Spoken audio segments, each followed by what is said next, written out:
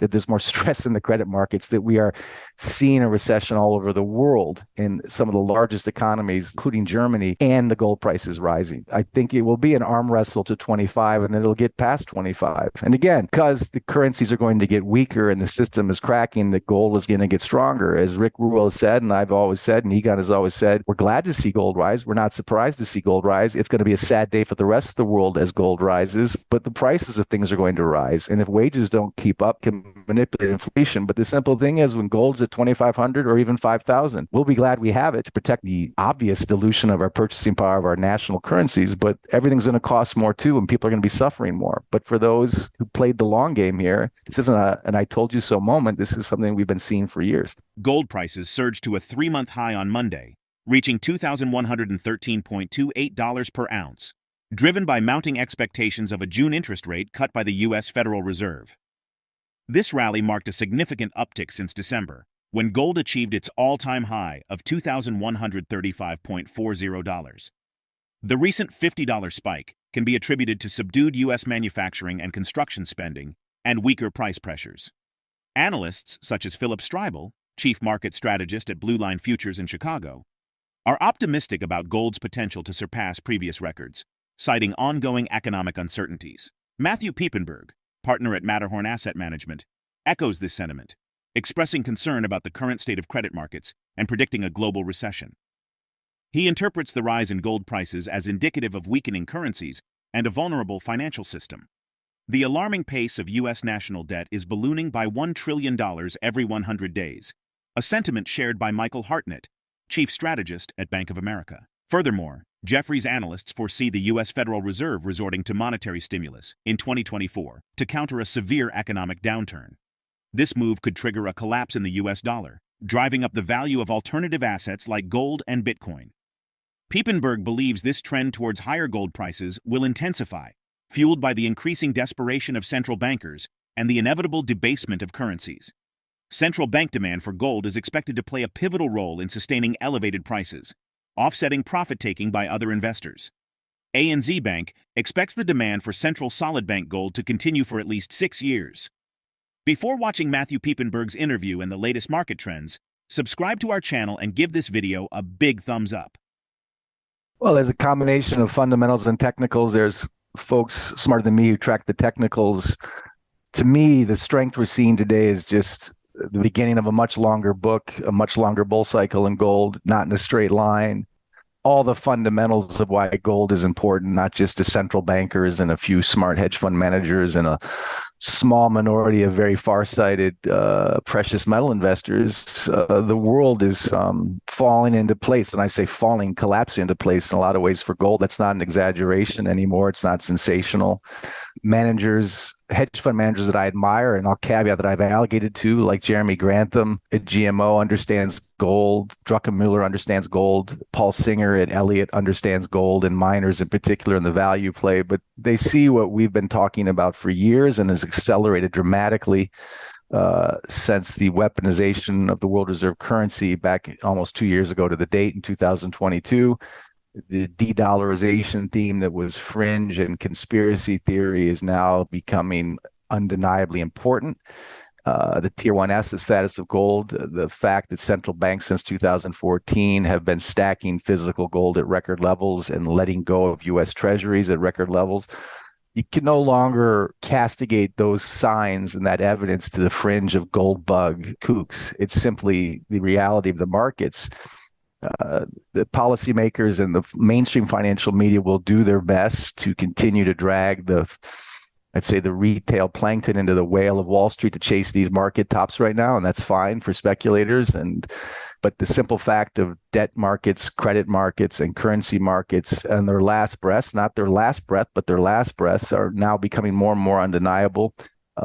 The words and tricks of policymakers and mainstream media, which is highly corporatized, aren't having the same impact on informed investors and even less informed investors, because regardless of the signposts that are officially laid out there, the realities in front of most Americans and most investors are becoming more and more clear. And it's not just that gold loves chaos and gold will go up as heightened fears rise. gold loves to punish wayward policymakers and the unwritten or unspoken sins of living beyond our means in debt and debasing our currency and trying to seduce the masses with clever words rather than honest math. And so, again, long-winded way of saying the fundamentals are returning because, as Egon, my partner and colleague Von Greyers always says, the best friend, ironically, for smart and informed and long-sighted gold investors is our central bankers themselves, and the Fed in particular. As the Fed becomes more cornered and more desperate, and as the need to issue more debt becomes more inevitable, the debasement of the currency is more inevitable. And this is something von Mises warned about. This is something Thomas Jefferson warned about. This is something Ernest Hemingway warned about. This is something Rogoff and Reinhardt warned about. These are just the inevitable symptoms of a debt cycle and fourth turning, a karmic reality for mismanaged central planning, mismanaged central banks and monetary policy since 1971. And it's been slow and steady in favor of gold. Now it's accelerating. Like Hemingway's description of poverty, it starts slowly. We've beaten this up, but it happens all at once at some point. And long story short, that's why gold is starting to hit new highs. These are not the all-time highs. They'll go much higher than this in the future, and that won't be in a straight line necessarily. But between what's happening in the global debt markets, what's happening in the retail space becoming more informed, what's happening with portfolio managers becoming more informed, central bankers becoming more informed, I think even these market bubbles, which we can talk about, are starting to seem surreal even to the speculators. So there's just so much happening in such a strange way that all, I think, bode very, very well for physical gold. And in the week ending February 27th, COMEX gold speculators increased their net long positions by 3,694 contracts to reach 68,042, according to recent data released on Friday. However, during the same period, hedge funds continued their short-selling activities until February 13th, when prices dropped by 61 cents. Interestingly, despite this downward movement, the total COMEX silver contract open interest rose by 5,800 contracts, setting the stage for a potential short squeeze. This scenario unfolded as expected, with prices rallying $1.31 from Wednesday, the 14th, through Friday, the 16th. Precious metal stackers and traders, eager for a breakout, often eagerly anticipate a new bull market, especially when a short-term low is reached. However, a short squeeze, driven by overzealous computer-driven hedge funds, only sometimes signals a breakthrough for COMEX silver beyond $28. Piepenburg highlights dwindling physical assets on the COMEX, implying less room for market manipulation in gold and silver prices. He emphasizes considering broader market trends and fundamentals amid short-term fluctuations and speculation in precious metals. Now let's move towards the interview. I agree. I think the target is easily 2,500 between now and then. When you break that technical line of resistance, you would normally expect, and I hate to say it, the usual suspects in the COMEX to start putting a boot to the neck and sending out large paper shorts to kind of artificially manipulate that market.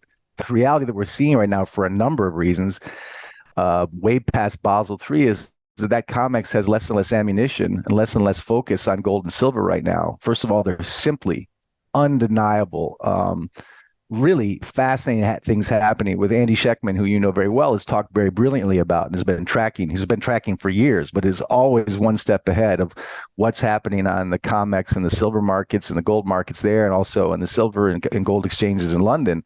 I mean, again, he made the comment the other day about JP Morgan, in the past had almost a nearly $1 billion fine for the sin of manipulating the gold price, which they are not alone in doing. And now they've got, I think, 45 million ounces of gold off their books, but in their coffers, so to speak, another 1.2 billion ounces of silver. So what they're doing behind the scenes with an asset they used to manipulate, they're now stacking, just like the central banks in Saudi Arabia, China, Russia, India, and other BRICS nations.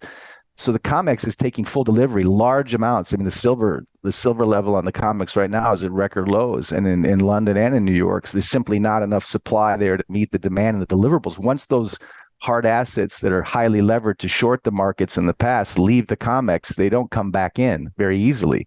And so I think when you break a technical line of resistance on the spot price, at the same time that the COMEX in the London markets are running out of physical assets to manipulate those markets, at the same time that central banks and more shadow banking or shadow advisors are buying physical gold and paper gold, it's getting harder to manipulate that price. I wrote an article a few months back too, or a few weeks back, just about the fact that now you have a Shanghai gold exchange, you have a Shanghai oil market, you have a Shanghai gold market. We're going to see the same thing in Russia with the Moscow World Standard. All this post 2022 sanctions, you can't have three different gold markets and only have one manipulating them. So the power to manipulate precious metals in the past is slowly but steadily changing. The outflows out of the COMEX and the LBMA banks and the London exchanges is historical. It's literally historical. So that, in a combination with the technical signals we're seeing when you break resistance, you'll see higher highs and lower lows. You'll see less ability by the usual suspects to manipulate the paper price, which we all know happens. There's some who argue that that's not true. It's simply undeniably true. And at the same time that the COMEX and the silver markets and the gold markets in London and New York are running out of literal physical ammunition, gold can be very sympathetic in the first 10 minutes of a market meltdown, especially after a large melt up. We've seen it. I've seen it in the gold markets. I've also just seen it as a risk asset manager when you're getting the phone calls. People and funds need liquidity when the risk asset portfolio is getting spanked. And so they can get instant liquidity by converting their gold into a currency at that time to cover margins or to cover losses. And so it's very often the case where you see a temporary pullback in the gold price after a significant meltdown following a melt up. And that pullback doesn't last very long. It's a great buying opportunity. You could argue now that it will be somewhat different in the next meltdown. That gold may not be sympathetic down for very long or at all, because there is such a limited supply of the actual physical gold. It'll be carried more carefully and held more tightly in the next major drawdown. Again, when you see JP Morgan stacking gold, when you see central banks stacking gold, when you see private investors holding onto it carefully, it'll depend on how over their skis individuals, certain shadow banks, certain funds, and certain institutions and certain central banks are when that moment comes, how prepared and liquid they are outside of their gold holdings. Because there is a risk that there'll be a pullback. That isn't, to me, a buying opportunity. I wouldn't count on that as a pullback to buy. In this particular macro environment, in this debt environment, in this very carefully held demand now for physical gold and a very limited supply, I wouldn't rely on that as a pullback opportunity. Considering the potential for a global recession and monetary stimulus measures, what investment strategies would be most prudent in the current economic climate? Share your thoughts in the comment section. If the video resonates with you, join our community by subscribing to our channel and enabling notifications with the bell icon. Thank you for being a part of our community.